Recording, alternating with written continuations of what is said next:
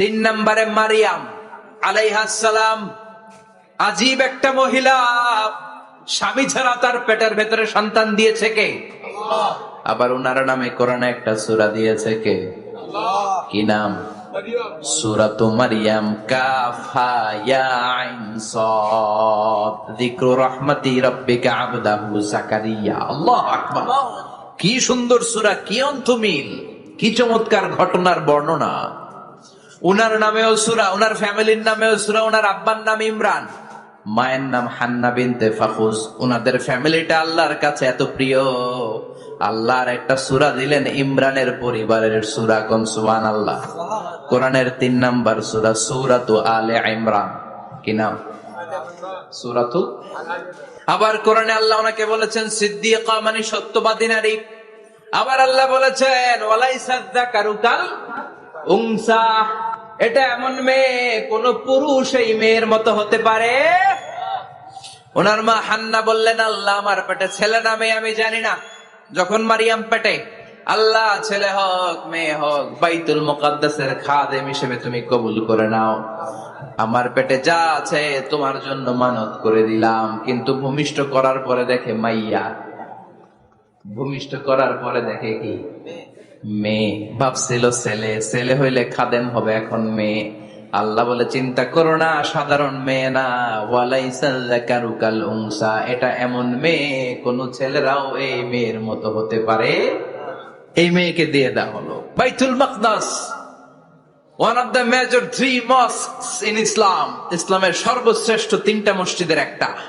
এই বাইতুল মুকাদ্দাসের খাদেমা ছিল উনি। মসজিদ ক্লিন করত আর ইবাদত করত, ইবাদতে মশগুল হয়ে থাকতো, পাগল পড়া হয়ে থাকতো, চক্ষু বন্ধ করে আল্লাহর কথা স্মরণ করত। মর্যাদা আল্লাহ তো বাড়িয়ে দিলেন, আনসিজনাল যত জান্নাতি ফল সব সামনে এসে হাজির হয়ে যেত। ওনার খালু জাকারিয়া এসে বলতেন আন্না লাকে হাদা, ও মারিয়াম এই ফল তো এই সিজনে ফিলিস্তিনে নাই, পাইলা কই? তিনি বলতেন হুয়া মিন ইনদিল্লাহ, রব্বুল আলামিন জান্নাত থেকে ফলের ব্যবস্থা করেছে। কোরআন সাক্ষী, আন্না লাকে হাদা, কোত্থেকে এই ফ্রুট পাইলা? আনসিজনাল, এটা তো এখানে নাই। উনি বললেন হুয়া মিন ইনদিল্লাহ, ইন্নাল্লাহা ইয়ারযুকু মান ইয়াশাউ বিগাইরি হিসাব। আল্লাহ এরকম যারে চায় বিগাইরি হিসাব রিজিক দিয়ে থাকে। সুবহানাল্লাহ বলেন। সব সময় আল্লাহর ইবাদত, সব সময় তাহাজ্জুদ, সব সময় জিকির করতেন লা ইলাহা লা ইলাহা ইল্লাল্লাহু মুহাম্মাদুর রাসূলুল্লাহ। ওনার পুরো জীবনের কোন মুহূর্ত আল্লাহর জিকির থেকে খালি যায় নাই, সব সময় ইবাদতে মশগুল, সব সময় কি? তার মানে মারিয়ামের জীবনী থেকে আমাদের শিক্ষা, আমার মায়েরা বোনেরা ইবাদতে মশগুল থাকতে হবে। কিন্তু দুর্ভাগ্যজনক হলেও সত্যি, আমার বোনেরা জি বাংলা নিয়ে মশগুল থাকে। ওনারা মশগুল থাকে ঠিকই, তবে ইবাদত নিয়ে না। কি নিয়ে? কথা কন। জি বাংলা কি এখনো দেশে চলে? স্টার জলসা এগুলো চলে, কিরণমালা, এই সিরিয়াল গুলো চলে। নতুন সিরিয়াল আসছে, নাম কত কয়েকটা, ওয়াজ মাহফিলে বলা লাগবে আমাদের। কি নাম, কি চলে এখন জানো না তুমি? সর্বনাশ, পাগলের মতো মহিলাগুলো বসে থাকে, রাতে দেখতে না পারলে সকালে কাজা কাফার আদায় করে। আছে না নাই? কাজা আদায় করে ফেলে সকালে। খবরদার, জি বাংলা, স্টার জলসা, হিন্দি মুভি নিয়ে মশগুল থাকা যাবে না আমার বোনেরা। আপনি পারেন আপনার ফ্যামিলিটারে জান্নাতি ফ্যামিলি বানাতে, আপনি পারেন পরিবারটারে শান্তিময় করতে। নারী ভালো তো পরিবার ভালো। এজন্য মারিয়াম আলাইহিস সালামের জীবনী থেকে আমার বোনদের জন্য শিক্ষা, ঘরের সব কাজ শেষে অবসর যে সময়টা পাবো ইবাদতে মশগুল হয়ে যাব, ঠিক কিনা? ইবাদতে মশগুল থাকার দরকার আছে না নাই? তাহলে মারিয়ামের মতো আপনাদের মর্যাদাও বাড়িয়ে দিবে কে? কয়জনের জীবনী গেল, আর বাকি কয়জন শুনবেন? কষ্ট হচ্ছে? এরপরে বিশ্বনবীর প্রথম বউ খাদিজা। কি সুন্দর নাম, খাদিজা বললে ভাল লাগে না? প্রথম নারী যিনি কালিমা পড়ে ইসলাম ধর্ম গ্রহণ করেছেন, আমাদের আম্মা জান, বিশ্বনবীর প্রথম বউ। 25 বছর বিষ্ণুনবীর সাথে সংসার করেছেন, 3 বছর বিষ্ণুনবীর সাথে জেল খেটেছেন।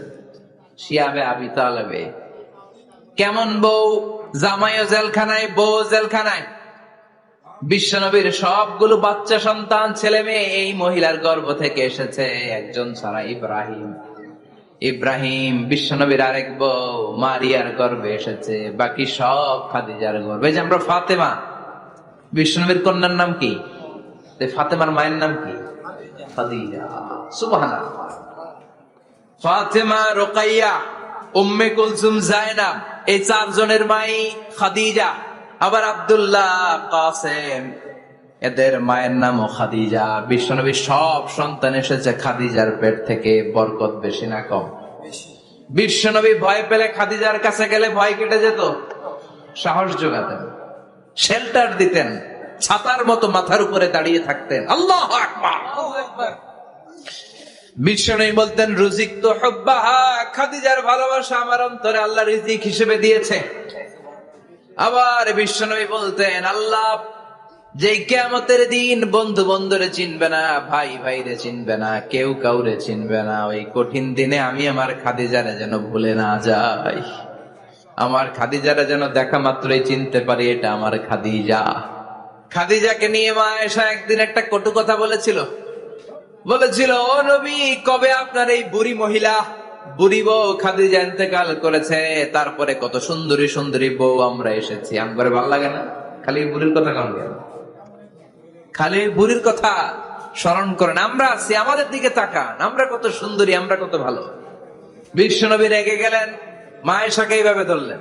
জীবনে কোনোদিন কোন স্ত্রীর গায়ে হাত তোলে নাই, শুধু ওই দিন মা আয়েশাকে এইভাবে ধরেছিলেন আর বলেছিলেন, আয়েশা খবরদার, জীবনে এই কথা বলবা না, আমার খাদিজা আমার বিপদের দিনের সঙ্গিনী, তোমরা আমার সুখের দিনের সঙ্গিনী, তোমরা কেউ আমার সাথে জেল খাটো নাই, খাদিজা আমার সাথে জেল খেটেছে 3 বছর।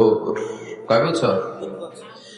খাদিজা যখন ইন্তেকাল করলো, বিশ্বনবী কবর দিলেন, দোয়া করলেন আর কাঁদলেন।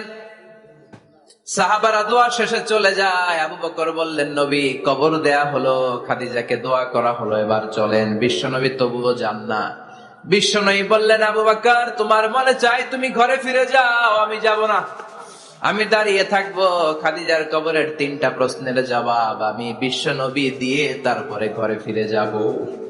সাইয়েদনা জিবরাইল এসে বললেন, নবী আর কান্না করবেন না, আর দাঁড়িয়ে থাকবেন না, আর বায়না ধরবেন না, বন্ধুর সাথে চলে যান। খাদিজার কবরের 3টা প্রশ্নের জবাব নিয়ে আপনার টেনশনের দরকার নাই। টেনশন কার? আপনি তাড়াতাড়ি চলে যান। আপনার স্ত্রী খাদিজা যদি কবরের 3টা প্রশ্নের জবাব দিতে কোনো ভুল করে ফেলে, আরশের উপর থেকে আল্লাহ নিজেই জবাব দিয়ে দিবে।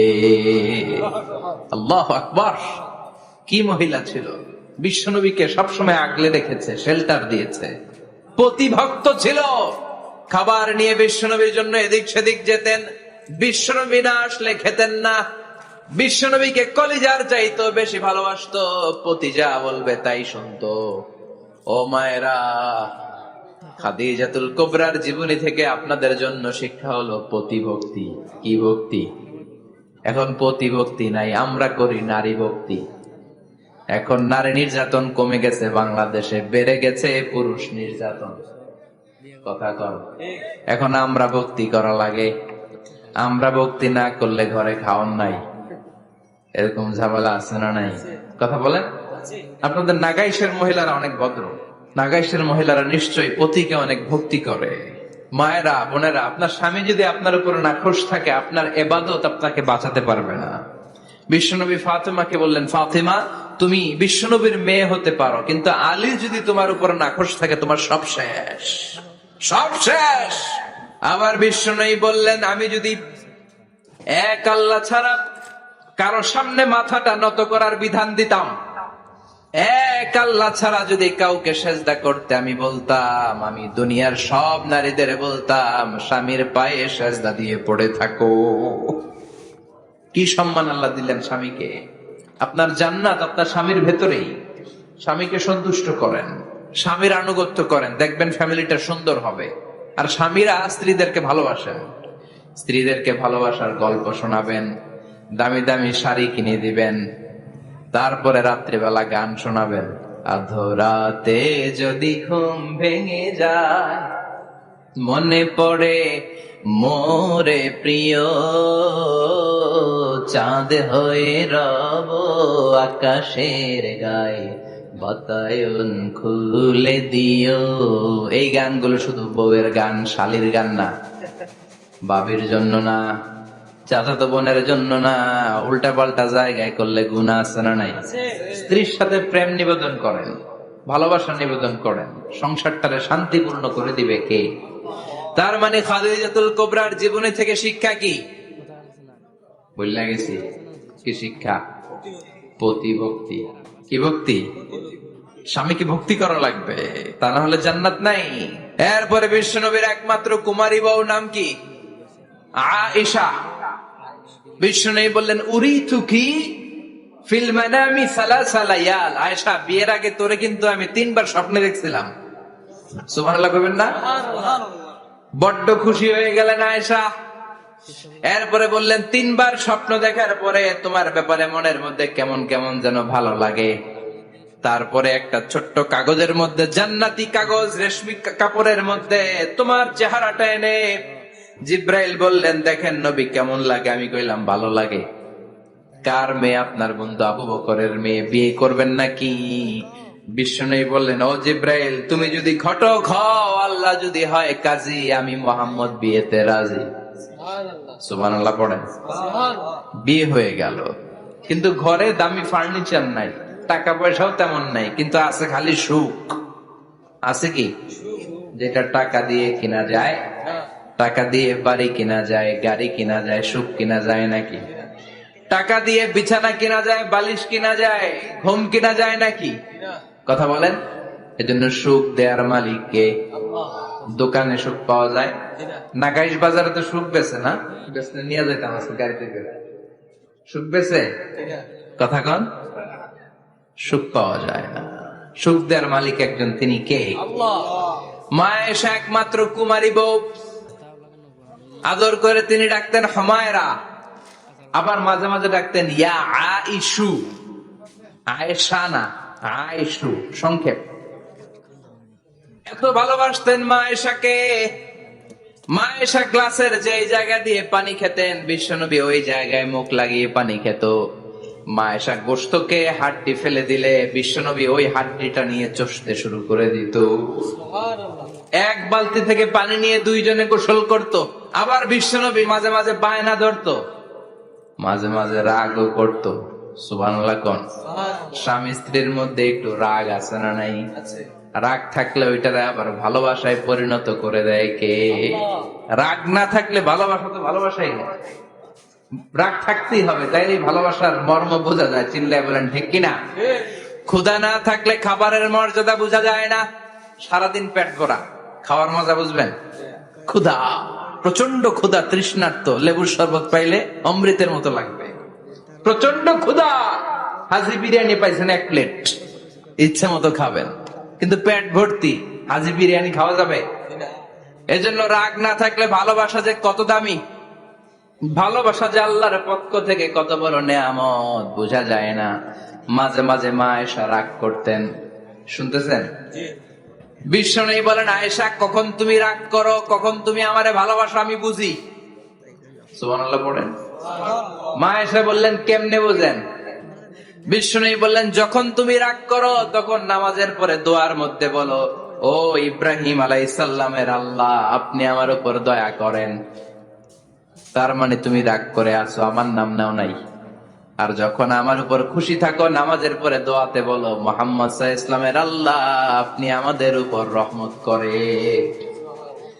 তার মানে খুশির সময় তুমি আমার নাম নাও, রেগে গেলে অন্য নবী দেওয়ার দোয়া সেরা দাও, রেগে গেলে আমার নামটা নাও না। মা আয়েশা বলে, নবী গো, আমি তো শুধু নামটাই মুখ দিয়ে নেই না, কিন্তু কলিজা থেকে তো আপনারে বাদ দিতে পারি না। আল্লাহু আকবার! কি ভালোবাসা!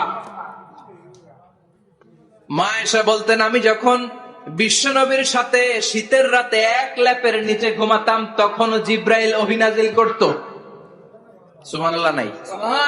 কোন স্ত্রীর সাথে অন্তরঙ্গ বসবাসের সময় কোরআনের ওহী নাজিল হতো না। একমাত্র মা আয়েশার সাথে যখন এক বিছানার এক ল্যাপের নিচে দুইজন শুয়ে আছে, কোরআনের আয়াত নাজিল করছে কে? আবার মা আয়েশা বলছেন, আমার কারণে ও মুসলিম উম্মাহ তোমরা তায়াম্মুমের বিধান পেয়েছো। ফাতায়াম্মামু সাঈদান তাইয়্যিবা। মা আয়েশা একটা যুদ্ধে গিয়েছিলেন, যুদ্ধ থেকে ফেরার পথে মা আয়েশার গলার লকেট নাই। মাঝে মাঝে হয় না, মহিলা গলার লকেট পায় না, পুরা বাড়ি আগুন করে ফেলাইছে, লকেট নাই, লয়ে গেল রে, নিয়ে গেল রে, হারাইলাম রে। মা আয়েশার লকেট নাই। লকেট হারানোর পরে মা আয়েশা কান্নাকাটি। বিষ্ণু বললেন থামো। অনেকক্ষণ থামার পরে লকেট খুঁজে পায় না। সবাই খোঁজাখুঁজি, লকেট কই, লকেট কই, লকেট খুঁজে পায় না। ওদিক দিয়ে মাগরিবের নামাজের সময়ও শেষ, নামাজের সময় শেষ। আর যেই জায়গায় লকেট খোঁজার জন্য থামা হয়েছে ওই জায়গায় আবার পানি নাই, পানি সামনে, পানির দিকেও যেতে পারে না, লকেটও খুঁজে পায় না, নামাজও পড়া যায় না। সব সাহাবীরা মিছিল শুরু করছে, আবু বকর রে ধর, ধর ধর, আবু বকর রে ধর। আবু বকরের মেয়ের কারণে নামাজ আমাদের চলে যাচ্ছে। সাইয়েদনা আবু বকর ঘটনা বেসামাল দেখে আয়েশার কাছে গেল, যে দেখে বিশ্বনবী মা আয়েশার কোলের মধ্যে, ল্যাপের মধ্যে মাথা দিয়ে শুয়ে আছে। রাগের চোটে বুখারীর বর্ণনা, আঙ্গুল নিয়ে মা আয়েশার পেটের মধ্যে দিল এক খোঁচা। লকেট হারাইলি কেন? তোর জন্য বাইরে মিছিল চলে, তোর জন্য বাইরে সব সাহাবারা বলে নামাজ পড়তে হবে, সময় নাই। ও আবু বকর, আপনার মেয়ের কারণে এই কাণ্ড। খাসরা মানে কোমর। আবু বকর মা আয়েশার খাসরাতে এত জোরে গুতা মেরেছেন, মা আয়েশা বললেন এই গুতার কারণে আমি অনেক দূরে চলে যাওয়ার কথা ছিল ব্যথার চোটে, কিন্তু যাই নাই, কারণ কোলে কে? কোলের মধ্যে বিশ্বনবীর মাথা, নড়ে গেলে বিশ্বনবীর ঘুম ভেঙে যাবে, ব্যথাটা হজম করেছি, নড়ি নাই। আল্লাহ তখন আয়াত নাজিল করলেন, ফালাম তাজিদু মাআন ফাতায়াম্মামু সাঈদান তাইয়্যিবা। ও সাহাবারা, মিছিল বন্ধ করো। কোন নারীর বিরুদ্ধে মিছিল করো? এই নারীর সাথে তো বিয়ে আমি সরাসরি বিশ্বনবীর দিয়েছি। যাও, ওযুর জন্য টেনশনে ছিলা, টেনশনের দরকার নাই। আয়েশার কারণে আজকে নতুন করে একটা বিধান দিলাম। আজ থেকে যদি ওযুর পানি না পাওয়া যায়, বালুর মধ্যে 2 হাত বাড়ি মেরে তায়াম্মুম করো, নামাজ পড়ে নাও, কবুল করে নিবে কে? এই মা আয়েশার লকেট হারানোর কারণে তায়াম্মুমের বিধান নাজিল হয়েছে। কোন সুবহানাল্লাহ। মা আয়েশা বলতেন, আমার কোলে মাথা রেখে বিশ্বনবী শেষ নিঃশ্বাস ত্যাগ করেছে, আবার আমার ঘরের মধ্যেই বিশ্বনবীর কবর। সুবহানাল্লাহ। বিশ্বনবীর কবরটা কিন্তু মা আয়েশার ঘরের মধ্যে। এখনো বিশ্বনবীর কবর যেই জায়গায়, এই জায়গায় মা আয়েশার ঘর ছিল। সুবহানাল্লাহ। কোন 2210টি হাদিস বর্ণনা করেছেন। কত কথা কেন? 2210টা ফ্যামিলির হাদিস বর্ণনার জন্য মা আয়েশাকে আল্লাহ তাআলা বিশ্বনবীর ট্যাপ রেকর্ডার বানিয়ে পাঠিয়েছেন। যাই বিশ্বনবী বলতেন, ট্যাপ রেকর্ডের মতো রেকর্ড করে সব সাহাবীদের কাছে বর্ণনা করতেন। কত কবিতা উনি নিজে জানতেন, নিজেই জানে না। কত মাসালা যে জানতেন তার কোনো হিসাব নাই। ইলমুল ফারায়েজ, বাপ মরলে ছেলে মেয়ে থাকলে কে কতটুকু সম্পদ পাবে, মা আয়েশার চেয়ে বিধান মদিনায় কেউ জানতো না। বিশ্বনবীর ইন্তেকালের পরে সাহাবাদের মধ্যে কোন মাসালা নিয়ে কনফিউশন হলে সব সাহাবারা আম্মা জান আয়েশার কাছে এসে সলিউশন নিয়ে যেতেন। সুবহানাল্লাহ। কোন বিশ্বনবী যা বলেছেন সব মুখস্থ রেখেছেন, সব জ্ঞানের কথা ছড়িয়ে দিয়েছেন, সব সময় পড়াশোনা করতেন। সুবহানাল্লাহ। তার মানে মা আয়েশার জীবনী থেকে আপনাদের জন্য শিক্ষা হচ্ছে জ্ঞানার্জন। জ্ঞানানুরাগী হতে হবে। কি হতে হবে? জ্ঞানানুরাগী। বুখারীর বঙ্গানুবাদ পাওয়া যায়, কোরআনের বঙ্গানুবাদ পাওয়া যায়, ইসলামিক অনেক ভালো ভালো রাইটারের বই পাওয়া যায়, ঠিক কিনা? এগুলো পড়ার দরকার আছে না নাই? অনেকে বলে, হুজুর আমার ছেলেটা মোবাইল ছাড়া কিছু বোঝে না। কি কয়? মোবাইল ছাড়া কিচ্ছু বোঝে না। হুজুর মোবাইল দিলে ঠান্ডা, মোবাইল নিলে কান্দে, এরকম আছে না নাই?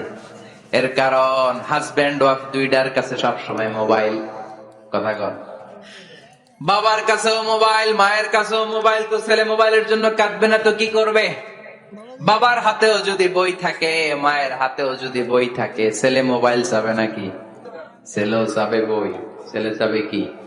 কথা বুঝতে পেরেছেন? এই জন্য জ্ঞান অনুরাগী হতে হবে মা আয়েশার মতো। মা আয়েশা 2210টা হাদিস মুখস্থ করেছে, আপনি কয়টা করছেন? উনি পারলে আপনি পারবেন না কেন? মায়েরা শুনতেছেন তো? আশা করি আপনারা শুনতেছেন। তাহলে মা আয়েশার জীবনী থেকে আমরা শিক্ষা পেলাম জ্ঞান চর্চা করতে হবে। সর্বশেষ কোন নারী? কথা কন। ফাতিমা রাদিয়াল্লাহু তাআলা আনহা, বিশ্বনবীর কলিজার টুকরা। চাচাতো ভাই আলীর সাথে বিয়ে হলো। আলী যখন প্রস্তাব দিল ফাতেমার কাছে, যে বলে, ও ফাতেমা রাজি আছো কিনা? চুপচাপ, কথা কয় না। বিশ্বনবী বুঝলেন রাজি, দুইজনকে বিয়ে পড়িয়ে দিলেন। বিয়ে পড়িয়ে দুইজনকে দাঁড় করিয়ে দিয়ে বিশ্বনবী অজু করলেন। অজু করার পরে সামান্য কিছু অজুর পানি ছিল, আলীর মাথার মধ্যে ছিটিয়ে দিলেন, বরকতের পানি। সুবহানাল্লাহ কইবেন না? অজু করে সাইয়েদনা আলীর মাথার মধ্যে ছিটিয়ে দিলেন আর দোয়া করে দিলেন, বারাকাল্লাহু লাকুমা ওয়া বারাকা আলাইকুমা ওয়া জামাআ বাইনাকুমা ফি খাইর। আল্লাহ তোমাদের দুইজনকে বরকত দিয়ে দাম্পত্য জীবন শুরু করার তৌফিক দান করুক। আবার দোয়া করলেন, আল্লাহুম্মা বারিক লাহুমা ফি বিনাইহিমা, ওদের সম্পর্কে বরকত দেন। ওয়া নাসালিহিমা শিবলিহিমা, ওদের গর্ভে যে সন্তান আসবে এগুলোর শ্রেষ্ঠ সন্তান বানান। 1 বছরের ব্যবধানে ঘরটাকে আলোকিত করে প্রথম সন্তানের জন্ম হাসান। সুবহানাল্লাহ। হাসান রে বিশ্বনবী এত আদর করেছেন, বিশ্বনবীর কাছ থেকে এত আদর কেউ কোনোদিন পায় নাই। হাসান রে বিশ্বনবী ডাকতেন লুকা। বুখারীর বর্ণনা। শব্দটা কি? লুকা মানে পিচ্ছি। ছোট বাচ্চাদেরকে আপনারা কি কন? আরে পিচ্ছি তো আমি কইছি, আপনারা কি কন? নাগাইছি কি বলেন? বাচ্চা বলেন, বাবু বলেন, আর কিছু কি বলেন? আর আর কিছু নাই। তাহলে যে বাবু পিচ্ছি, হ্যাঁ, এই বাবু পিচ্ছি আরবি হচ্ছে লুকা। বিশ্বনবী ফাতেমার ঘরে এসে বলতেন, আইনা লুকা, পিচ্ছিটা কই রে? আমার হাসান কই, আমার নানা ভাই কই? আর বিশ্বনবীর আওয়াজ শুনলে হাসান এসে বিশ্বনবীর কাঁধে। আল্লাহু আকবার, আল্লাহু আকবার। বিশ্বনবী বলতেন, ফাতেমা আমার কলিজার টুকরা, যে ফাতেমারে কষ্ট দেয় সে আমারে কষ্ট দেয়, ফাতেমারে আনন্দ দেয় মানে আমি বিশ্বনবীরে আনন্দ দেয়। এই ফাতেমা সব সময় পর্দায় থাকতেন, দিনের বেলা বেরোতেন না, সারা দিনে টয়লেট করতেন একবার, সেটাও করতেন রাত্রে, যাতে দিনের বেলা কেউ তারে না দেখে। কি ব্যালেন্স লাইফ, কি ব্যালেন্স লাইফ! রাতে একবার টয়লেটে যাওয়া মানে কি সারাদিন খাওয়া দাওয়া এরকম ব্যালেন্স করে করতেন। কেউ দেখতে পারে নাই ওনারে, কেমন ছিল কেউই জানতো না। এমন ভাবে চলাফেরা করতো, কোন পুরুষদের সামনে দিয়ে কখনো যেতেন না। এই জন্য ইন্তেকালের আগে আলীকে বললেন, আলী, বিশ্বনবীর ওসিয়ত অনুযায়ী কিছুদিন পরে আমি আমার বাবার সাথে সাক্ষাৎ করব। ইন্তেকালের সময় বেশি লোক আমার জানাজাতে আসার দরকার নাই, নিজেরা দোয়া করে দিলে চলবে। আর আমার জানাজার খাটিয়ার উপর দিয়ে বিশাল একটা বোরকা দিয়ে দিও। এটার আরবিতে বলে নাউশ। কি বলে? এই প্রথম কোন নারী তার খাটিয়ার উপরে নাউশ ব্যবহার করেছে, জন্য এটাকে বলে সুন্নাতু ফাতিমা, ফাতেমার সুন্নাত। সাইয়েদাতুনা ফাতেমার আগে কেউ জানাজার খাটিয়াতে নাউশ ব্যবহার করে নাই। আল্লাহু আকবার। আলীকে বলে গেলেন, আলী, অল্প কয়েকজন পুরুষ নিয়ে জানাজা দিও, বেশি মানুষের কাছে আমার নিও না। দুনিয়ার বুকে আমি লুকিয়ে লুকিয়ে চলতাম, মরার পরে লুকিয়ে লুকিয়ে আল্লাহর কাছে চলে যেতে চাই, পুরুষদের সামনে আমার নিও না। ও মা, এই ফাতেমার জীবনী থেকে আপনার জন্য শিক্ষা হলো পর্দা। সব সময় পর্দাটা দেহে থাকার দরকার আছে না নাই? রাজি আছেন তো? তাহলে এই 6 জন নারীর জীবনে যদি আমার মায়েরা পরে, আমার মায়েরা বোঝে, ওই মায়েরা বিপদগামী হতে পারে নাকি? হতে পারে। তাহলে 6 জনের আবার রিভাইজ করে চলেন। প্রথমে বললাম কার কথা? হাজার। হাজারের জীবনী থেকে শিক্ষা কি? আল্লাহর উপর তাওয়াক্কুল। 2 নম্বরে বললাম কার কথা? আসিয়ার কথা। আসিয়ার জীবনী থেকে শিক্ষা হলো ইমানের পথে অবিচল থাকতে হবে, ঠিক কিনা? তারপরে মারিয়ামের জীবনী থেকে শিক্ষা হলো সব সময় ইবাদতে মশগুল। খাদিজার জীবনী থেকে শিক্ষা হলো প্রতিভক্তি, স্বামীর প্রতি আনুগত্য। মা আয়েশার জীবনী থেকে শিক্ষা হলো জ্ঞান অর্জন করতে হবে কার খুশির জন্য। আর ফাতিমার জীবনী থেকে শিক্ষা হলো সব সময় পর্দা গায়ের মধ্যে থাকার দরকার আছে না নাই? মানতে রাজি আছেন? এই 6 জনের জীবনী গ্রন্থ কিনা যাবে না? কিনতে রাজি আছেন তো? কথা কয় না, সবাই রাজি? নারীদের জন্য জান্নাতে যাওয়া সহজ, very easy way. Our beloved Prophet Muhammad has prescribed a very easy way to enter the paradise for the women. নারীদের জন্য জান্নাতে যাওয়ার সহজ শর্টকাট। মায়েরা আবার কান খাড়া করেন খরগোশের মতো, শর্টকাট বলে দিয়ে যাই। আল মারআতু ইযা সাল্লাত খামসাহা, বিশ্বনবী ফরমান 4টা কাজ যে নারী দুনিয়ার বুকে করবে ওই নারীর জন্য জান্নাতের 8টা দরজা খুলে দিবে কে? আল্লাহ। 1 নম্বরে আল মারআতু ইযা সাল্লাত খামসাহা, 5 ওয়াক্ত নামাজ যে মেয়েরা পড়বে, সামাত শাহরাহা, যারা রমজানের রোজা রাখবে, আতাআত বালাহা, স্বামীর আনুগত্য করবে, হাফিজাত ফুরুজাহা, লজ্জাস্থানের হেফাজত করবে। এই 4টা কাজ যে নারীরা করবে 8টা জান্নাতের দরজা তাদের জন্য খুলে দিবে কে? আল্লাহ। সহজ হয়ে গেল না? মাত্র 4টা। কয়টা? 4টা। আরো জোরে বলেন কয়টা? 4টা। মাত্র 4টা কাজ। আর কিছু কাজ করতে বিশ্বনবী নিষেধ করেছেন। জামার উপর দিয়ে পারফিউম মেখে যেতে নিষেধ করেছেন মুহাম্মদ সাল্লাল্লাহু আলাইহি ওয়াসাল্লাম। আইয়ুমা ইমরাআতিন ইস্তা'তারাত, যেই মহিলারা পারফিউম মেখে বের হলো পুরুষদের দৃষ্টি আকর্ষণের জন্য, কিয়ামতের দিন জিনাকারিনীদের কাতারে ওদেরকে দাঁড় করাবে কে? আল্লাহ। অনেক মহিলারা আছে ঝাঁঝালো পারফিউম দেয়, আছে না? টেম্পুর মধ্যে বসাই যায় না, না সিএনজিতে বসছেন, এদিকে বসছে খালাম্মায়, হায় হায়। মায়েরা খেয়াল করে শুনেন, আপনাদের ড্রেস কেমন হবে? নাম্বার 1, আপনার পুরো দেহটা ঢাকা থাকতে হবে। যে ড্রেস পরবেন you should cover your whole body. শুধু হাতের এই 2 কবজি আর চেহারা খোলা রাখতে পারবেন, তবে চেহারা ঢেকে রাখা উত্তম। একজন মহিলা বোরকা পড়ছে কিন্তু চেহারা খোলা, তার হেজাব হয় নাই, পর্দা হয় নাই, এটা বলা যাবে, কিন্তু উত্তম হচ্ছে চেহারা ঢেকে রাখা, কারণ চেহারা সৌন্দর্যের রাজধানী। Face is the capital of beauty, ঠিক কিনা? চেহারা দেখলাম তো সব বোঝা গেল, ঠিক কিনা?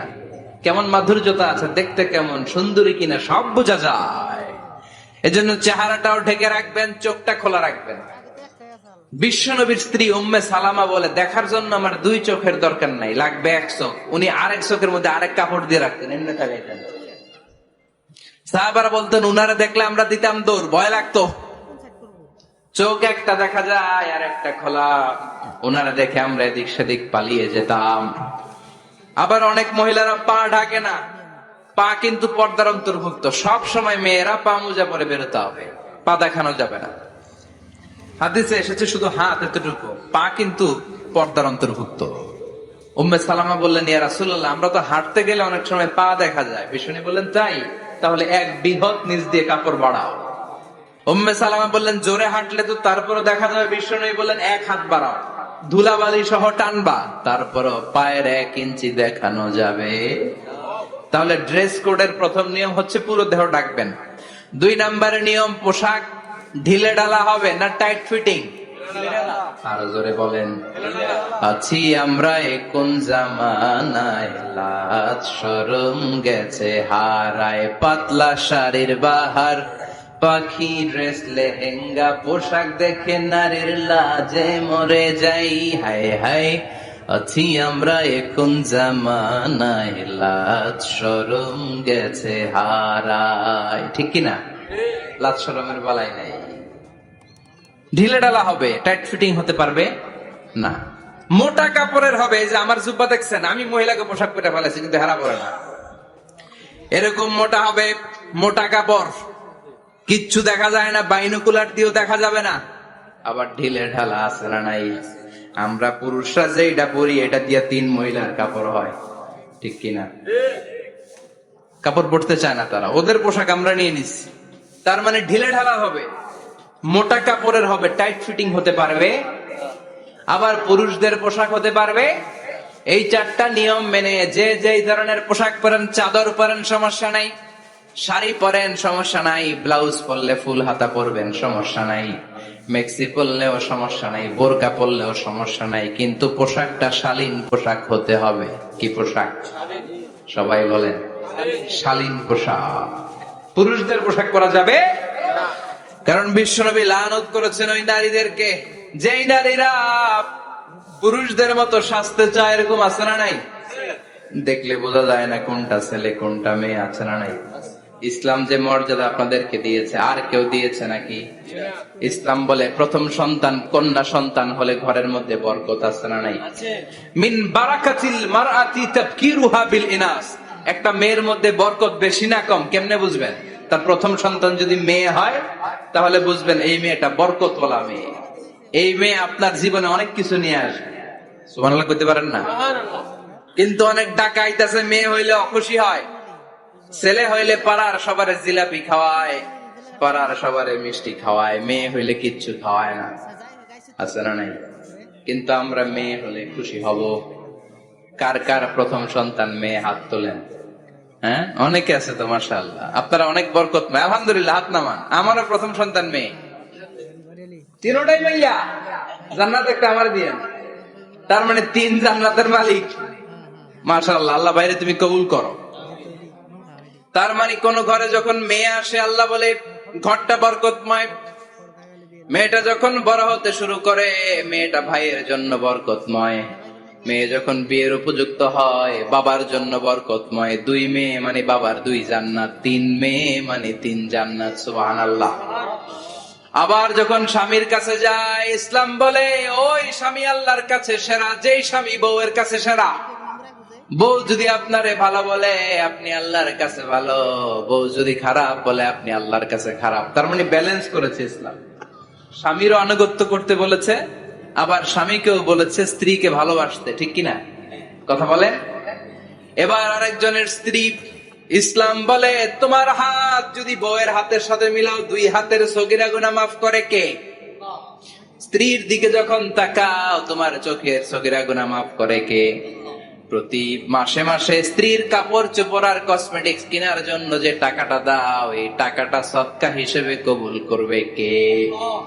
এবার এই মহিলা গর্ভবতী, ইসলাম বলে সন্তান ভূমিষ্ঠ করতে যে যদি কোনো মা ডেলিভারি কেসে হসপিটালে মারা যায় কিংবা বাসায় মারা যায়, কিয়ামতের দিন ওই মহিলাকে শহীদদের কাতারে দাঁড় করায় দিবে কে?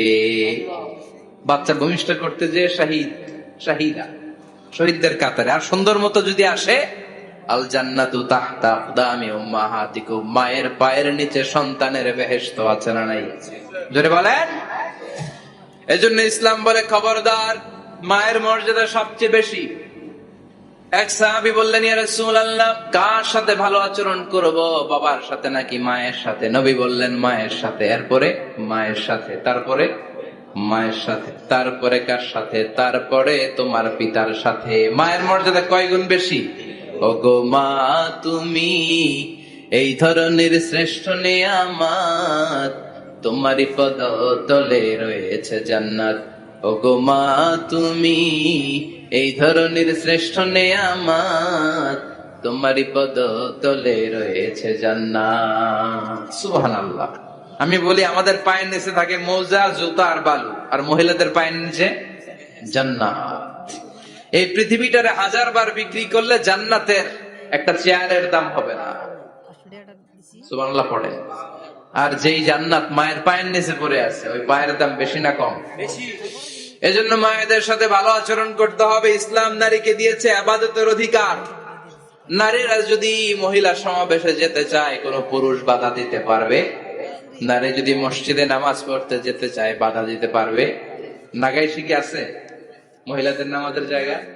করেন নাই আপনারা? করেন, আস্তে আস্তে করেন, আস্তে আস্তে করতে হবে। তারা অনেক সময় বাইরে বের হয়, বাসায় আসতে আসতে নামাজের সময় হয়ে গেছে, কই পড়বে নামাজটা?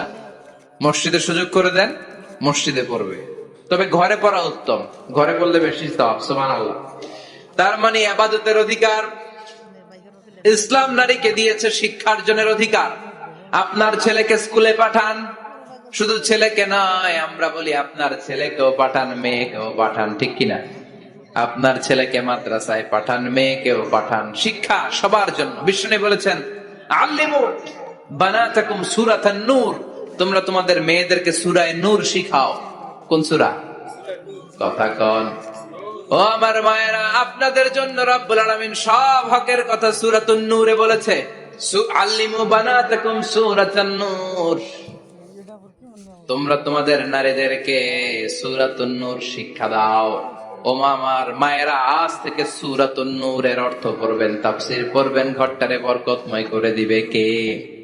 আপনাদের আছে মোহরানার অধিকার। বিয়ে করলে পুরুষ মোহরানা পাবে না, দিবে। কিন্তু আমরা এতগুলা টাকা নিয়ে আসি, ডাকাইত আছে না নাই? সারা জীবন মেয়েটার লালন পালন করলো, একটা মেয়ে হলো একটা বাবার কলিজা, মেয়ে দিয়ে দিল মানে বাবা কলিজা ছিঁড়ে দিল, আর কি চাস? ডাকাত, ফকির কোথাকার। খবরদার, বিয়ের মধ্যে 1 টাকা যদি তুমি যৌতুক খাও, কিয়ামতের দিন আল্লাহ তোমারে ছাড়বে। যৌতুকের সাথে ইসলামের কোন সম্পর্ক? যৌতুকের সাথে সম্পর্ক? যৌতুক খেলে ডবল গুনাহ। যৌতুক খাওয়া ততটা অপরাধ, কুকুরের গোশত খেলে যত অপরাধ, এর চেয়ে বেশি অপরাধ। কুকুরের গোশত খেলে 1 গুনাহ, হারাম খাওয়ার গুনাহ। যৌতুক খেলে 2 গুনাহ, 1 হারাম খাওয়ার গুনাহ, 2 শ্বশুর বাড়ির উপর জুলুম করার গুনাহ। চিল্লা এখন ঠিক কিনা? এরপরে ইসলাম নারীকে দিল ভালো আচরণ পাওয়ার অধিকার। ইসলাম নারীকে দিল বাবার সম্পদে উত্তরাধিকারের অধিকার। একজন বাবা এন্তেকালের আগে ছেলেকে যদ্দুর দিবে, মেয়েকে তার অর্ধেক দিতে হবে। যেরকম ঠিক কিনা? নাগাইশের বাবারা কি করে? দেয় তো। নাগাইশ এলাকায় কি হয়? ছেলেরে 2 কাটা দিলে মেয়ের 1 কাটা দেয় না? কদ্দুর দেয়? দেয় না। হ্যাঁ, ডাকাই। ওই যে ডাকাইত। আবার সুবহানাল্লাহ, নাউজুবিল্লাহ কও বেটা। ছেলেকে যদ্দুর দিবেন, মেয়েকে অর্ধেক।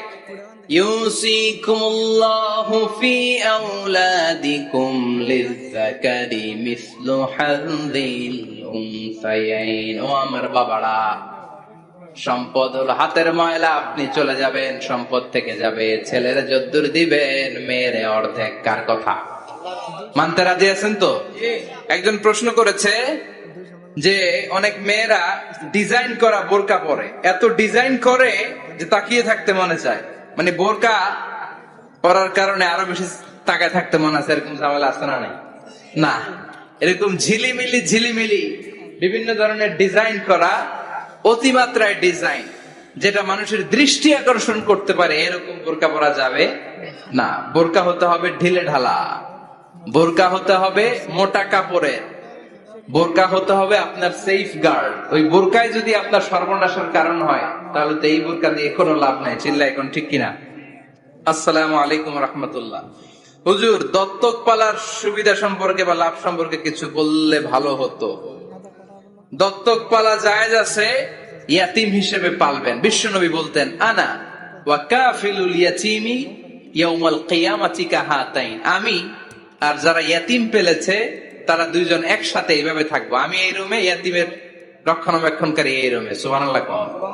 নবীর সাথে থাকবেন। তবে যে ছেলেটাকে নিয়ে আসবেন, তাকে আপনার ছেলে হিসেবে পরিচয় দেওয়া যাবে না। সে আপনাকে বাবা ডাকতে পারবে না, সে আপনাকে চাচা ডাকবে, আঙ্কেল ডাকবে, খালু ডাকবে, যা মন চায় ডাকবে।